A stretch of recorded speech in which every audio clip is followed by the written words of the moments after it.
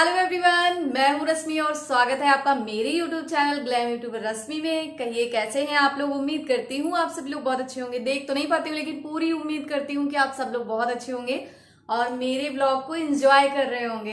तो friends, morning के अभी 10 बजने वाले हैं और मैं हो चुकी हूँ बिल्कुल फ्री। मैंने सोचा कैमरा उठाती हूँ, आप लोगों से बात करना स्टार्ट करती हूँ। आज की वीडियो में मैं आप लोगों को पापा से भी मिलवाऊंगी, बात कराऊंगी, थोड़ी सी आप लोगों को तसल्ली हो जाएगी कि हाँ रश्मि सच कह रही थी या पापा जी ठीक है थोड़ा सा।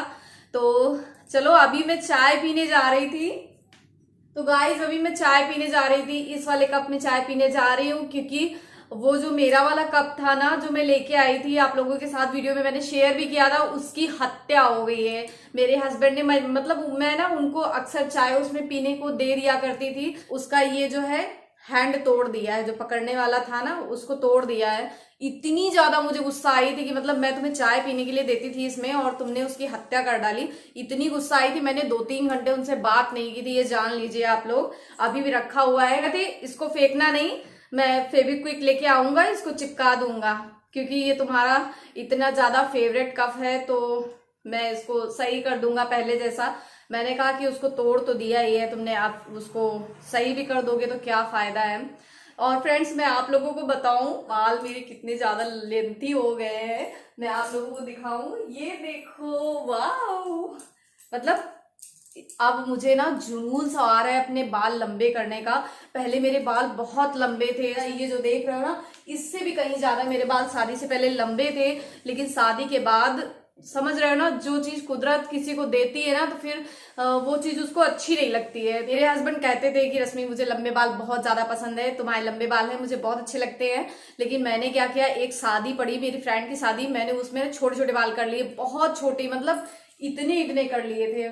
और मैंने कहा कि छोटे बाल बहुत अच्छे लगते हैं क्योंकि जिसको मिलते नहीं तो वो चाहता है मेरे लंबे हो जाए। मेरे लंबे थे तो मैंने कहा मैं छोटे कर दूंगी, छोटे बाल बहुत अच्छे लगते हैं। जब मन करे पोनी बना लो, जब मन करे पफ बना लो, जब मन करे खुला कर लो। तो मतलब यही सोच के मैंने कट कर दिए थे। लेकिन यार अब मुझे जुनून सवार है अपने बाल लंबे करने का, तो काफी ज्यादा लंबे हो चुके हैं। अभी मैं इनको कट नहीं करवाऊंगी। देखो, ये देखो, अच्छे लग रहे हैं ना, बहुत अच्छे लग रहे हैं।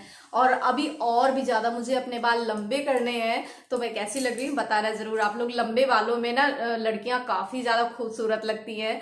और ये मन का वहम है कि छोटे बालों में हर तरीके की हेयर स्टाइल हो जाती है, लंबे बालों में भी यार हर तरीके की हेयर स्टाइल होती है। तो अभी मैं पीने जा रही हूँ चाय। वीडियो में आप लोग बने रहिएगा क्योंकि अभी आज के ब्लॉग में मैं आप लोगों को पापा से भी मिलवाने वाली हूँ। तो मिलती हूँ आपसे। तो फ्रेंड्स, अब मिली मेरे पापा जी से। फाइनली पापा जी कैमरे के सामने आने के लिए रेडी हो गए। मैंने कहा पापा, ऑडियंस आपका इंतज़ार कर रही है, आप थोड़ी सी आप उनसे बात कर लीजिए। तो पापा, सबसे पहले आप नमस्ते बोलिएगा। मेरी एक सब्सक्राइबर हैं, उन्होंने आपको नमस्ते बोला हुआ है कि अंकल जी को मेरा नमस्ते बोलिएगा। नमस्ते बेटा। हाँ, और उन्होंने ये भी बोला है कि अंकल जी बहुत बहादुर हैं और घर का सबसे मजबूत पिलर हैं वो। तो ये बात तो सच है कि मम्मी पापा जब तक होते हैं तो वो वही घर का सबसे मजबूत पिलर होते हैं। और पापा मेरे सच में बहुत ब्रेव हैं। अब पापा आप कुछ बोलिए कि आप कैसे बेटा हैं। मैं देखिए, आदमी को अच्छे काम करने चाहिए, अच्छे विचार रखना चाहिए। और अच्छे विचार रखने से आज भगवान मतलब जो है हमेशा मदद करते हैं। और मेरी 72 साल की उम्र हो चुकी है बेटा, लेकिन मैं 3:30 बजे उठ जाता था और डेली मैं कम से कम 5-6 किलोमीटर साइकिल चलाता था। हाँ। उसके बाद जो है मैं पार्क में बैठ करके योगा करता था। हम 6-7 लोग बैठ जाते हैं, योगा करते हैं, बड़े हंसते खेलते हैं, खूब चिल्लाते हैं, खूब करते हैं, गला साफ करते हैं, मतलब हंसते हैं आपस में सब। 24 घंटे की आप आपस में सब बातें सारी करता हूँ, खुश रहता हूँ। और खुश होने के बाद बेटा फिर वहाँ से मैं आ रहा था तो मैं आ करके बिल्कुल घर के पास आ गया। 2 बच्चे, एक 15-16 साल का होगा, एक 8-9 साल का था, स्कूटी चला रहे थे और स्कूटी से बेटा आ करके मुझे पीछे से ठोकर मार दिया। तो मेरा पिछला पहिया साइकिल का सब टूट गया है।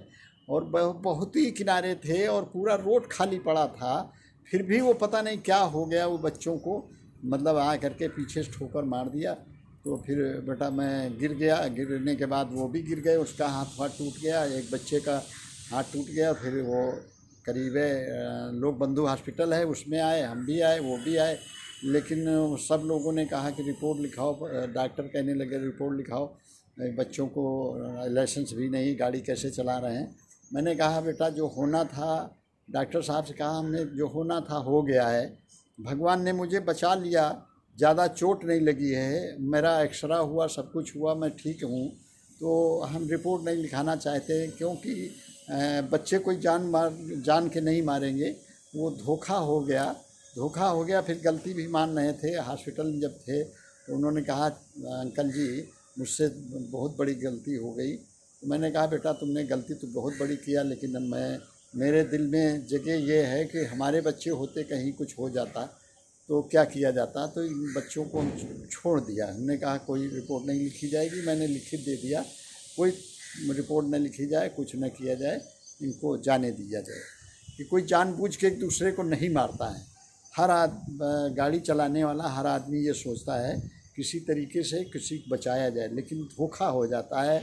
कभी कभी एक और चीज़ हो जाती है बेटा, कोई जब एक्सीडेंट ये होता है, कई लोगों से मेरी जानकारी हुई कि तो जब एक्सीडेंट हो जाता है, होने के पहले उस आदमी को दिखाई नहीं देता है, और वो कहाँ जा रहा, क्या कर रहा, वो सेंस अपना खो देता है, तब एक्सीडेंट होता है। कोई जानबूझ किसी को मारता नहीं।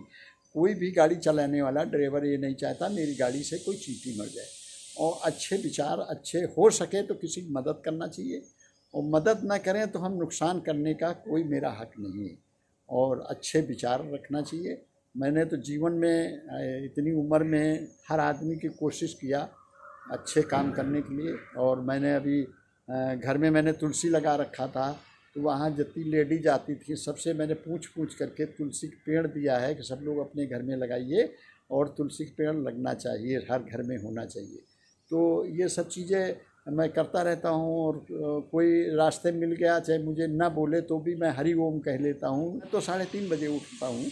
मैं अपनी बहू को समझाता रहता हूँ, और बड़े प्यार से समझाता हूँ बेटा नहीं, गलत बात है, उठ जाना ही सवेरे। जब आप सवेरे उठ जाएंगी तो सारा काम आप रूटीन से होता चला जाएगा। और आप दोपहर में आराम कर लीजिए, आराम से, मतलब जो है घर का काम निपटाने के बाद, नहाने धोने के बाद, पूजा पाठ करने के बाद आराम करिए। मैं ठीक हूँ बेटा, बस 2-1 दिन की बात है, 2-1 दिन के अब मैं चलने फिरने लगा हूँ। चौथा दिन है आज। जो कल था वो आज नहीं है, कल रहेगा, जो आज है वो कल नहीं रहेगा। मैं ठीक हूँ, ठीक हो जाऊँगा बेटा, 2-3-4 रोज में बिल्कुल ठीक हो जाऊँगा। फिर चलने लगूँगा, फिर गाड़ी चलाऊँगा, फिर साइकिल बनवाऊँगा, सब कुछ करूँगा। हाँ बिल्कुल, ठीक है बेटा, हिम्मत नहीं हारनी है। हिम्मत नहीं हारना चाहिए। चींटी जो है बार बार चढ़ती है, गिर जाती है, और फिर चढ़ती, फिर गिर जाती है, एक बार चढ़ जाती है। तो सबसे बड़ी बात आदमी की हिम्मत होना चाहिए। ठीक है बेटा, नमस्ते।